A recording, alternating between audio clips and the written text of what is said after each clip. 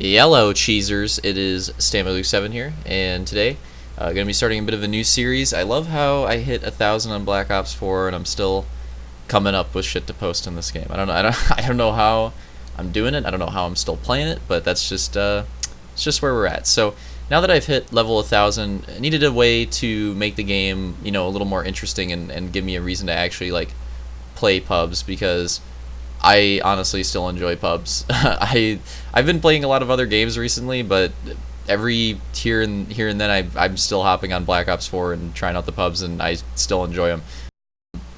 So me and Detail came up with this idea because we were playing some games one night, and we kept getting really close to 90 EKIA combined. So we got the idea, you know what, let's do a series where we try to get to 90, and that's basically it.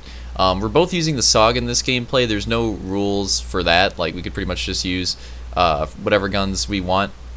And once we hit 90, maybe we'll continue the series. Maybe we'll mix it up and do different guns or do something else, make it interesting. Do a little spin-off series or something like that.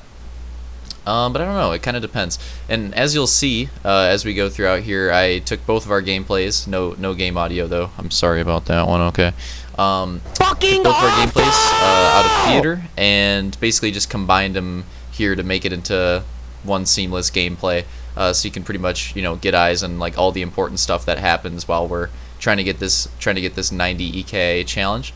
And there, I guess there is a little bit of inspiration for this challenge from one of Scump's old series. I think it was 52. I think it was 52 is what it was called, where you try to get 52 kills in a TDM. And I really liked that series. I thought that series was fun to watch, and I thought it was an interesting challenge.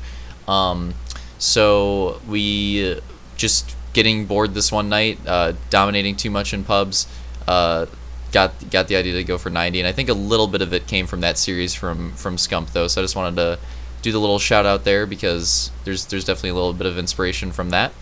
And just going into our mindset here, the reason why we're both using the SOG is just because we figured that going for 90 initially, the easiest way to do it would probably be to use SMGs, and we both like the SOG, and I have the Switchblade, and I really like the Switchblade a lot, but unfortunately Detail does not have the Switchblade, so we just thought, try to use the same gun, at least this night, try to use the same gun.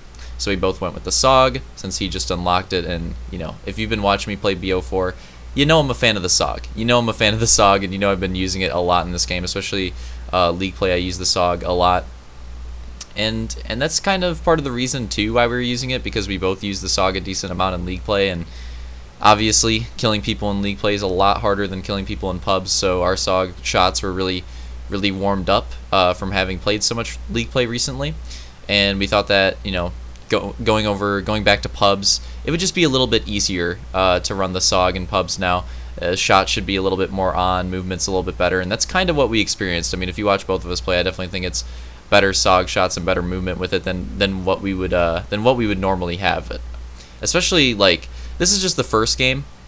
This is the first game where we set out to actually attempt the challenge, but there were some games before this, and especially some games after this, that you'll see in the series where just the SOG shot was stupid good, and that's why we thought we had a really good chance of this night during this session here where we recorded this, of pulling it off. We were both playing really well, but I'm not, we've already played a few games for this series. I'm gonna try not to spoil anything. I'm just saying that the shots are nasty, and it gets better in some of these later games for sure. But yeah, I think this will be a fun way to keep BO4 interesting until Modern Warfare comes out.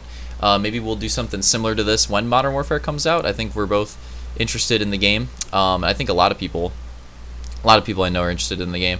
I'm still kind of torn on it, and especially after watching the 2v2 alpha, I'm still a little bit torn on it. I don't know. It's hard to say. I'm really curious to try the game.